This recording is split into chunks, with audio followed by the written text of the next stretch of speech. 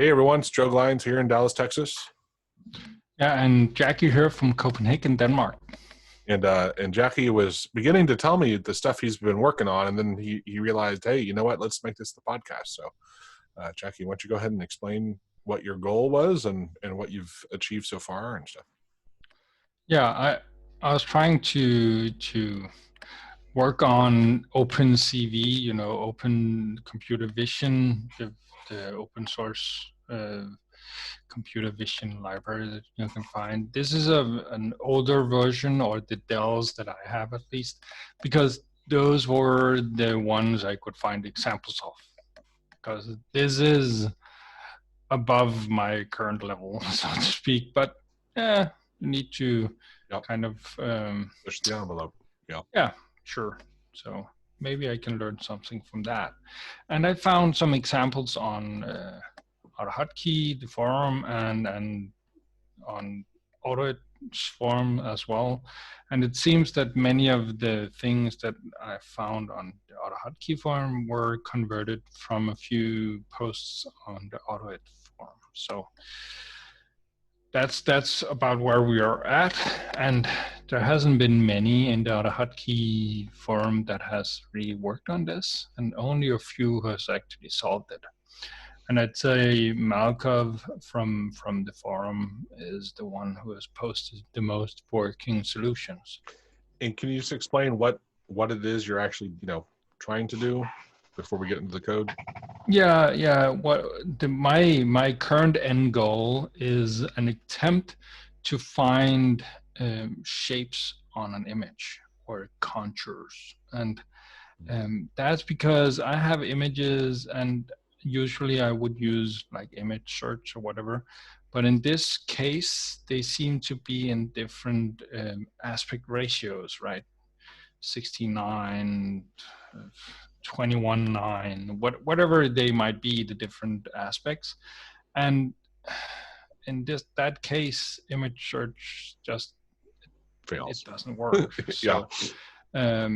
So I was looking for alternatives instead of going into all of these different aspect ratios and hoping to find images that would work for all of them. So in that, just to jump in there real quick, Jackie. So correct me if I'm wrong here. If and when you do solve this, it honestly could really help everyone on AutoHotkey work on things that you're going to share between computers, right? So like because people, generally speaking, when we do stuff with images, it works great on your computer, but when you give it to someone else, the ratios and things are different, and possibly this would help with that. Yeah, because it's computer vision. It's like what have we looked at over the years? We've seen machine learning. We've looked at OCR. All of those are kind of within this region of stuff. So OCR is 100% computer vision, even though people might not think it. It's still code that determines what is a letter and what is not. Right. So and that's kind of what we're going for here. Not at the same complexity level, but still. And one of the first examples that kind of sparked my interest, maybe a year or two ago, I don't remember exactly, was the face detection function that was posted on the forum. And I have it here, so I wanted to run that to kind of give an example of what you can do with the Opencv. And just running it, I have a single message box that tells me how many of the thing that it's looking for. And in this case, it's looking for faces. How many faces did it find in this image? So I'll click OK, and it will actually show where it found a face. There, it found a face. Okay, so it found a face, and it did it in 125 milliseconds, which is nice for speed. Ludicrous, yeah. Okay, I'm not saying it will find all faces, but this was the example posted, and I have the code here, and the code is on the forum. You can find it there, but within reason, it's not that long. Mm-hmm. You might need this version of Opencv. There are a few versions around, and in this example I'll show in a minute, I'm using a different version of Opencv, probably one that's been worked on a little bit more, and I've added a bit to it and gotten help on the forum to add some more and getting it working. But yeah, there's a few of the many functions that exists in Opencv, and Opencv actually in this case, because it's version 2.14, I believe it was, has some DLLs. I wasn't sure if I actually had the DLLs here. These here are different things that you could look for with the one we used just a moment ago. Here you have frontal face. Those are functions or methods? No, these are XML data storage thingies. I don't remember what they're called. It has it here. If we have it, if you look here. So it has like the contour then? Is that what it's doing? Is Yeah, storing these HAAR cascades, whatever that is. Yeah. But I think that's a kind of algorithm, would be a way of putting it.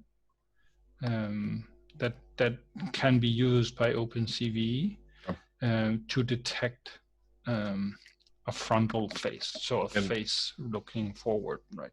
Okay, and I see those other ones. So those are the contours that basically, that's how they identify it.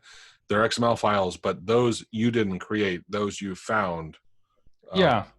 Those here are probably training files, would be my guess. So, so yeah, that's the general idea of these HRR cascade files here. And then you have the actual DLLs. In this case, there are 4 because it's version 2.4.13 or whatever it is. You'll need those DLLs on the system, just like, so you can pass those along. I have them somewhere in here. They're there, as you can see here. Mm-hmm. So those are the DLLs that actually has the functions. And then you have, I need to click that. Then you have all the calls for them. So the first one will load the DLL, and then all of these different functions here would then go to the Opencv high GUI DLL and call the function load image with a file name and a color, if is color makes sense in this case, and so on and so forth. They continue down here, and so that's how this one works. With it would load the cascade, the one we saw above, and then it would load an image file, the one I want to look through for faces. Then it shows the image, the one we see where Laura, or whatever her name was, is shown. Then it starts the timing, right? And then it makes a grayscale version, or in this case, I think it just makes a gray image. It's just a canvas. So this line there has a gray canvas. And here you then create an image that is just smaller, a smaller canvas. So you have a gray canvas and a small canvas. And then here you go in and you do some stuff to, you take the original image of her and the gray canvas. I'm not sure that actually is gray. It might just be white, but it will transform the original image and put it in the grayscale image, and it will do a blue, green, red to gray conversion, which is the one that's put here. And so now this actually holds a gray version of the original image. And then there's the same thing here. You take the gray version and put it in the small image by saying interlinear, whatever resizing method is used. And then you make some equalization of the does that to that one and puts it in the same, probably smoothing the edges or whatever it might be. Then you make a storage area, and then you apparently clear it. So you make it and you clear it, probably just to make sure it's clear. And then you actually run the method that detects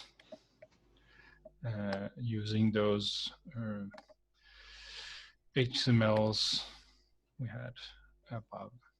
So it does that on the small one, and it uses the cascade, and it stores it in the storage that we just create.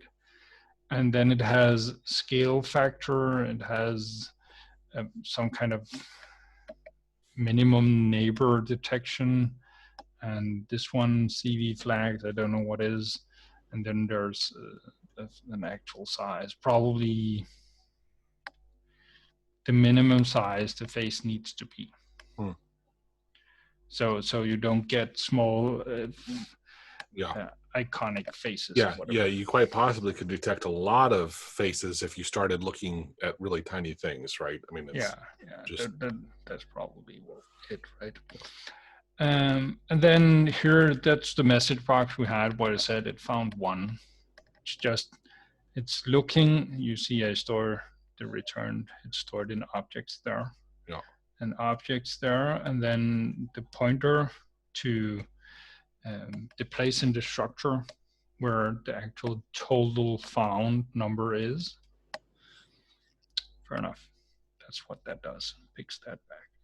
And then here you have the drawing, where it actually draws that square around the face. So it goes in, it gets the element, it then takes the X, the Y, the W, and the H of the face and uses that to draw that rectangle. And then it cleans up. So fair enough. We're now able to run something that will be able to detect some faces in some images. Now it actually did it it's probably, do I have the message box within the time? No, I did not. I was just unsure if my message box was within the counted time, but it wasn't. So that was about the facial detection. Very cool. And now on to the one that I was kind of working on. I had a few more examples, and I had worked on contour detection before, which didn't succeed with. So it had lied dormant for a year or so. But now I tried stabbing at it again, and I did so in here. I found a GitHub repertoire that had a class where all of these functions here was in. So it just looks a little different, but it's almost the same functions. And then down here, I started adding in maybe somewhere around here, started adding in a few of the ones that I saw in the example, the smooth, the erode, the delete and stuff. Sorry, what was your overall goal with what you're doing here? Yeah, my overall goal here was, let me find an image. I have an image here. This is an example I found. I was trying to detect contours of stuff. I didn't want to Oh, okay. find an actual image in an image, but I wanted to find contours in an image, and I didn't want to care about the size of it or the exact shape of it, or is it Well, square, is it round? Just yeah. To wanted clarify, and correct me if I'm wrong, I think it's a little easier for me because I've seen the image you're going to open. It's not that you want to necessarily find them. It's more like identify the different ones. Is that right? yeah. In this case, You're not looking for a I've, square. You're not looking for a circle, right? no, I haven't defined Yeah. something like That, that yet, that's what I because was trying to clarify. Right. I'm just trying to make this example work. Yeah. And it's an example that I found for AutoHotkey. And because they have a few built-in methods that we don't, it's hard for me to convert it, because the methods that they have helps them a bit in working with DLL structures, creating and getting data in and out of these DLL structures, which we don't have any kind of built-in stuff to do that. And I haven't found any kind of user-defined functions that does it, at least not in AutoHotkey version 1. So there might be something for version 2. I haven't really looked into that, but probably couldn't convert it anyway. So, but yeah, I had an image in here that I wanted to just get up here. So this is the one used in the example on AutoHotkey. And it, of course, has a good amount of shapes.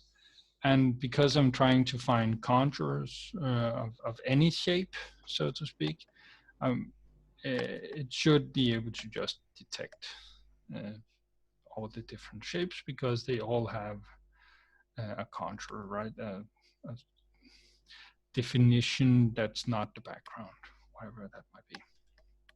So that's the image that I'm trying to find contours of. And this one here will be the, I actually have it open over here. It's here. So currently I have here, that's an object where I'm trying to store information about the contour structure. It has the offsets of the different parts of it and their size. Something I also got help with, because yeah, happy that I did get that. But yeah, then I take the file, the shapes file, load that in through here. Then I make an instance of the Opencv class, the one we saw over here, the Opencv class, which has a lot of constants. And you have the library there, you have a new, and it will help generate the different calls.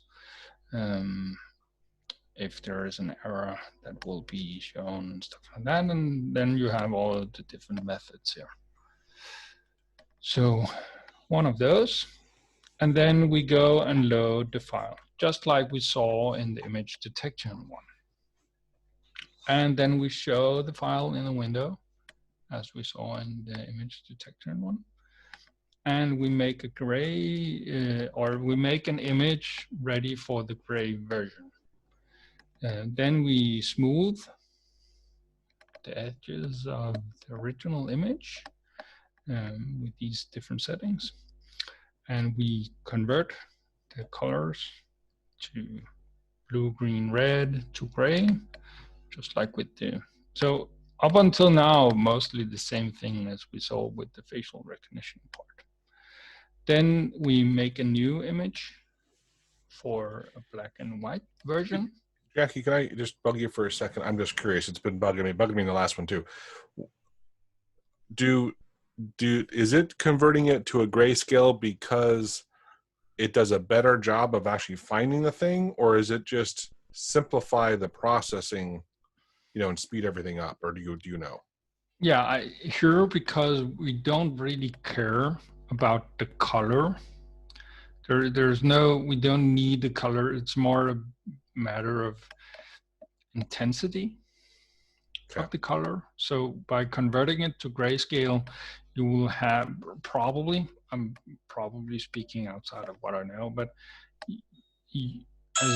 as you know, something that's a good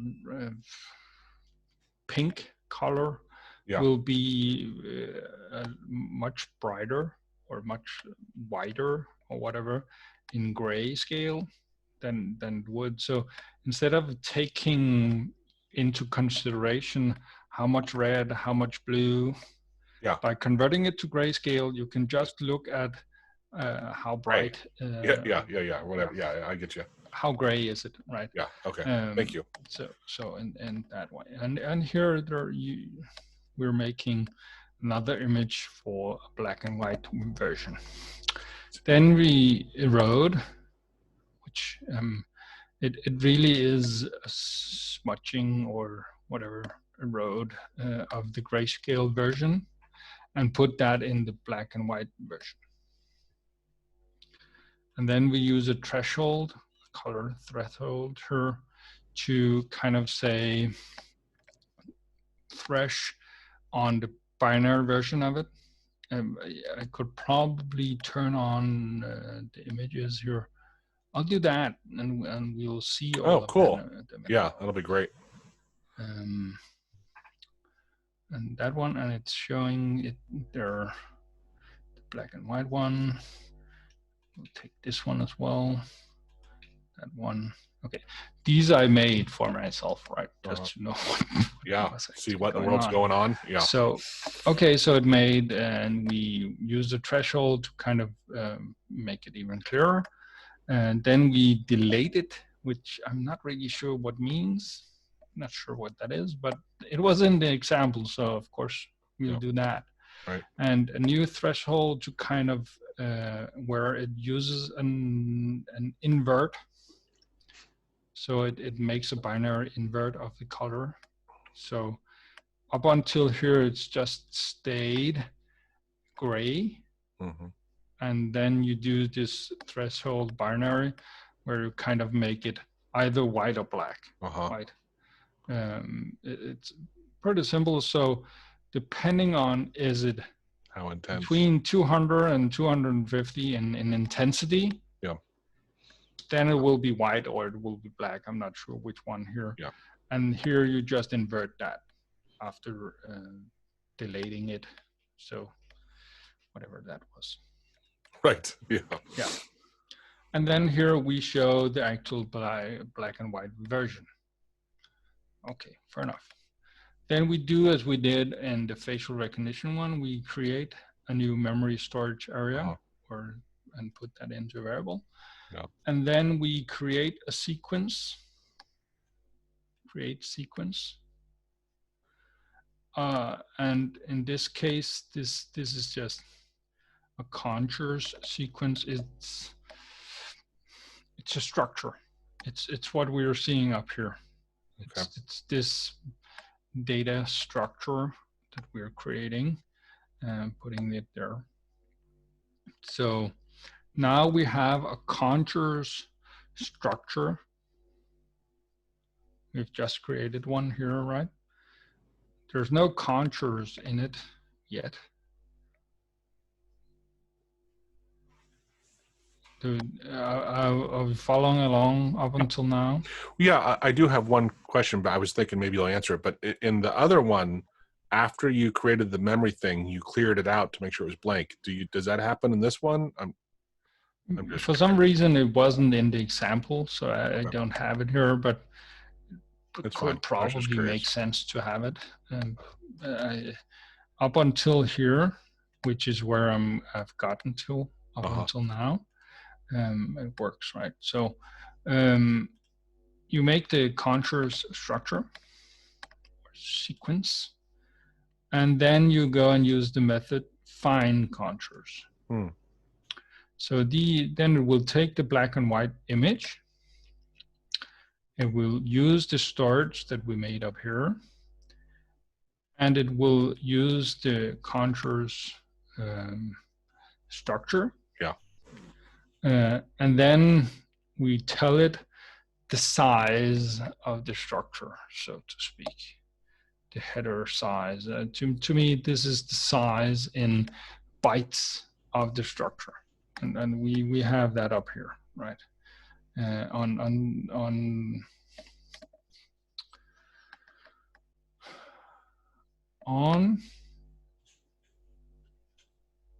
32-bit, that would be 55 plus, in this case, 40, right? Because this would be 4 times 10. So that would be 96.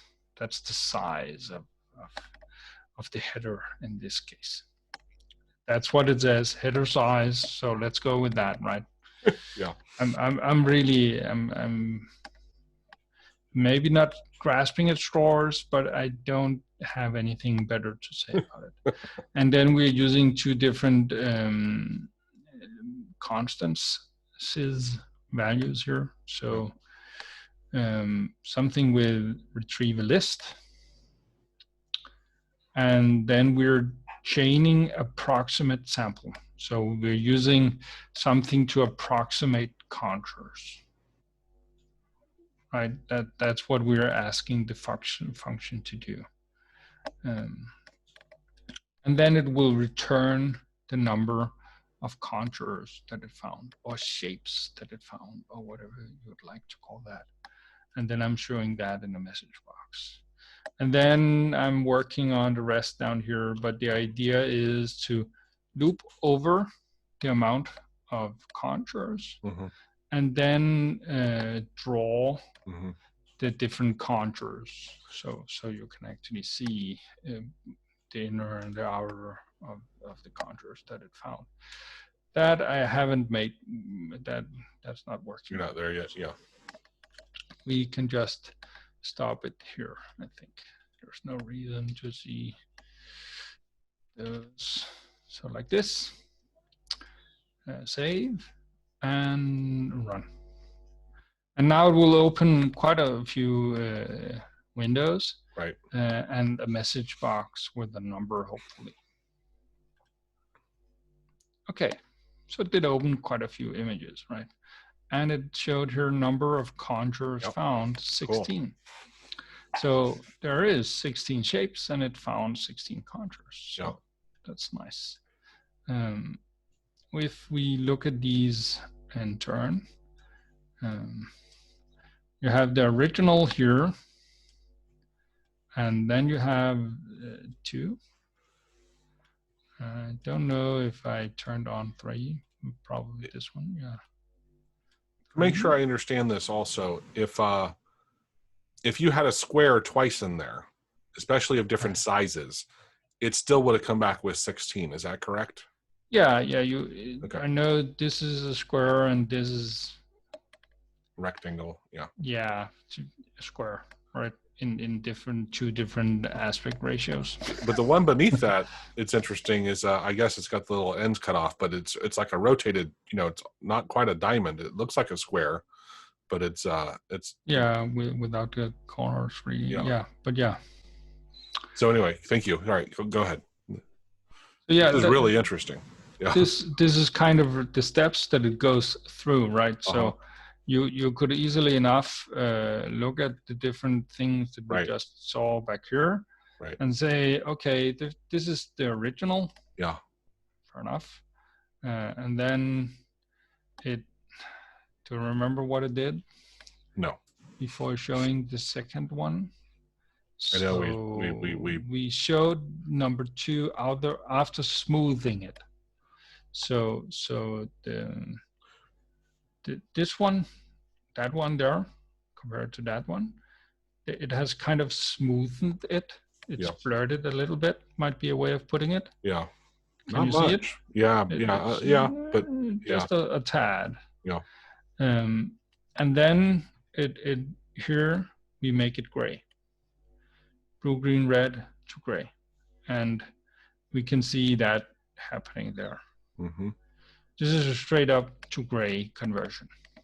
So blues are pretty black, gray, or dark gray and more greenish colors or more light, and so it's just making a gray version.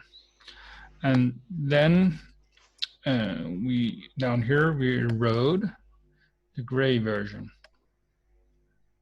and put that into the black and white. It's just to not ruin the one that you did. So you have this one, and then you erode it. So to see what it's doing? Yeah, it's not doing at all what I thought it would have, but okay. No, it's just making all of the pixels kind of erode or smudge out or smudge. Correct me if I'm wrong, but it's the darker ones, because the lighter ones. Yeah, but the actual lines around the borders, all of the borders become. Well, that's what I'm saying. Thick. Right, but that's what my point is. The lighter ones. We're not really seeing the lighter ones, but they would have done it. But they get covered up by the other one. Okay. Probably, I'm guessing. I'm not sure if they didn't actually have borders like here, where all of them have borders, how it would look. Right. I'm not sure, but yeah. So if we look at this and we erode it, then we use the threshold, the one where we go in and make the binary threshold between this one and that one. You see there, it's using the binary threshold to make the everything that's not dark. And correct me if I'm wrong on this one, Jackie. With this example, starting on the very first one, my gut is you probably could have done the binary and it might have come back with exactly the same thing. Oh, yeah, the thing from this one to that one? Even from number one, right? I'm not sure. Perhaps. It might have, but it might have. By flattening it out and kind of making it the gray, it probably, I'm sure that's why they have it, right? That's why they have those steps, is they found that it does a better job. It probably works on a more complex image than this. Yeah, exactly. This is a very simple image with a great. This is your optimized, what you're looking for, which you'll never have. But anyway. Yeah, exactly. Right. So, so this is the first black and white version where we're just using a color or intensity threshold to convert it into white, or it's a binary conversion. Is it black or not? And if it's darker than 200 in intensity, then it's black. And everything else, no. Something like that, right? And then we had what did we have after that?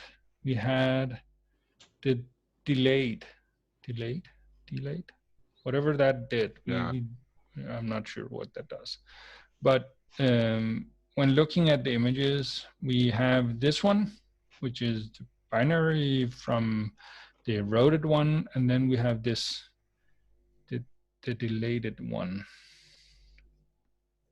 And I'm not exactly sure what that does. Let me try and some sort of a mathematical operation, apparently. Yeah.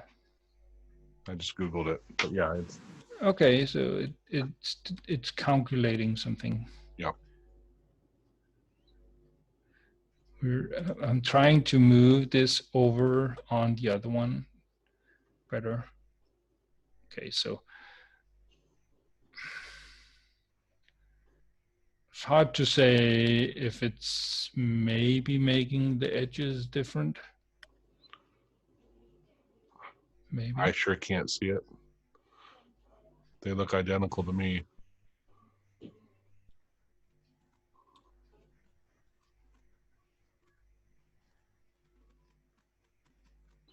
I don't see a look of difference. No, but again, I don't really either. It may just not happen on this image, right? But maybe on one that's not this optimal, it could have a profound effect. We just don't know. Yeah, I think that when I look at this one, I might just be putting it into it. There might be under star and the triangle and stuff. There are quite a few small, like it's not really a good line. It's very, very jagged. Rough. Yeah, I see it. Yeah. Then switch to the other one. And if I switch to this one, it might still just be there. I'm Yeah. not sure if they really went away or if it did anything. I just did a screen capture and I'm looking at the two at the same time, and I don't see. I just don't. If there is a difference, it's very, very minimal. But again, maybe just with this image, right? It might take care of something else that happens in some other types of things. Who knows? Yeah, who knows? I probably can't hit it completely, but I am not getting much closer than this. I think I do think it's smoothing out the lines a bit, but who knows if that's really what it's doing. And the last one, this one, it just inverts whatever is above 128 in gray. Gray. Or was it the black? Is it? Yeah. Yeah, just in color, right. Probably.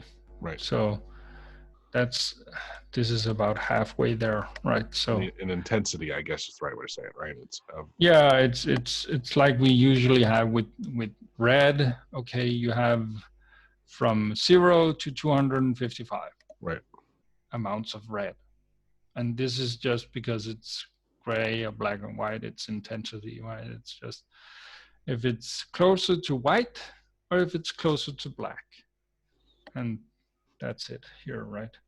So yeah, and then that makes that last inverted version where it's actually able to then count the contours, find them. Now, the other script you were working with, they had those XML files looking for specific shapes. Yeah. How does this, do you know, how does it identify these are unique shapes or contours? In this one? In the one we're working on now. Yeah, in contours. Yeah. It does. My point is, it doesn't have a file somewhere with those shapes. That's correct, right? Yeah, yeah. I'd say if let's say we take and find contours there and like if you were to put the infinity symbol on that one, it would identify it theoretically. Yeah, theoretically, yeah. So here you have the docs, probably structural analyzes and shape descriptors. But that just gets back to, that's some serious machine learning kind of thing going on, right? It's probably some different types of algorithms and whatever a mathematician at some point figured out was a way to define if something is a contour or not, and then it's applying that. I'm glad. I was planning to do that later today, so I'm glad someone's already done it. I don't have to do it now. Yeah. So I'm not sure if this was the one I was going for, but this one, getting started, whatever you can read up on it, find contours here, probably says what it does, function retrieves, blah, blah, blah. This is probably not the right version. This is so Jackie, much newer version. Once you get this going, is your goal then going to be able to basically at some point say, hey, this one that was a square, that's the one I'm actually looking for, and then to be able to then say, go find me the squares? Is that where you're going with this? Yeah, that would be the idea of this. Let's say I have a few things where I would love to, let's say, find a button, which would be square. and it would be conjured compared to the stuff around it, just because even us as humans would need to be able to detect the button fairly simply. But when you're in a browser or in a Java app or in a Delphi app or whatever place you're at, where you can't find the actual control, or if it, at least it's not that simple, Right. having something that doesn't really care what aspect ratio the button is in, or if you have your screen turned on to 125 zoom or whatever, Right. This to me makes sense that you would be able to still find. Yeah, you're truly pattern matching or shape matching, maybe is a better way to say it. But yeah, regardless of the level of the resolution that they're displaying as. Yeah. And well, but you're hopeful that, and I don't know, the aspect ratio, as that changes, it hopefully will still find the stuff, right? That's the, I don't know if you've tested that part yet, but that's the one. Yeah, but it could just as easily be knowing the content of the shown screen, and knowing that I need the contour furthest right lowest or whatever it might be. So you can set up other definitions without perhaps even knowing which exact contour you're looking for. So if you say, I want all the squares, and say, I want to click the third square, or whatever it might be, because you get a return of an array of squares, right? Right. So but my point would be, and I don't mean to interrupt, but my point would be, right now, if we're running this, it's a square, but if someone else is doing it at different dimensions, couldn't it be a rectangle? Yeah, it could. And that's the general idea of making something that's this fuzzy, yeah, smart, yeah, exactly, yeah. right. Okay. And that's what just was my point of, like, that shape is going to change somewhat, right? But yeah, in this fine contours here, which is just one method, that there's a lot of different types of ways to do all of this stuff, and this is just the one that I found an example of. But probably these two here at the end are the ones that you could change to detect things within another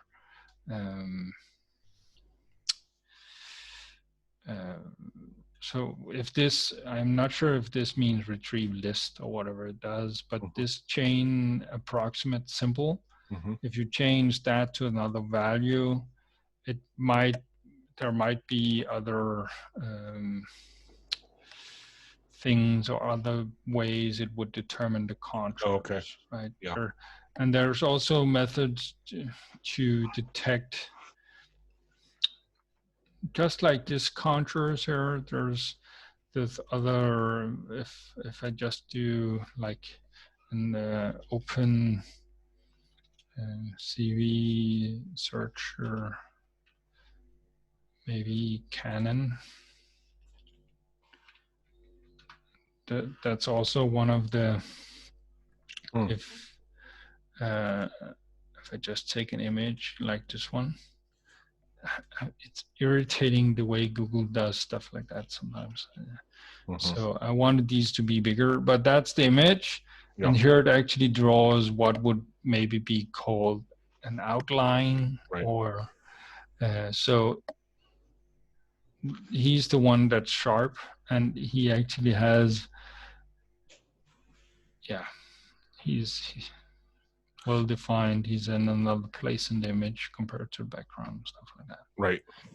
So this is edge detection, right? But there's other weird things that you could do. But to me, it was just the idea of finding specific contours because there was an example of it. And of course, learning how to do that would hopefully open up for doing other things like this. Very cool, man. Yeah. Well, I'm looking forward to seeing your progress. Yeah, let's see. I had a good topic going here, but seems to died out here today.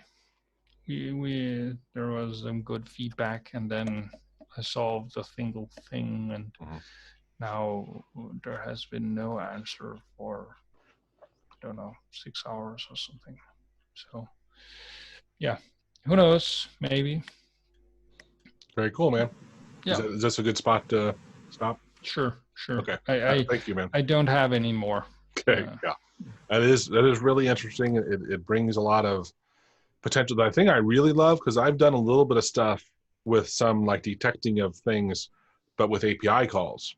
And so for what I normally do, I don't really care. But with your approach, having a DLL that we can have running and have everything local, that changes everything to me, because the speed can suddenly really be there, right? With API calls, it would never do for, anything moving. You would never have speed to do that.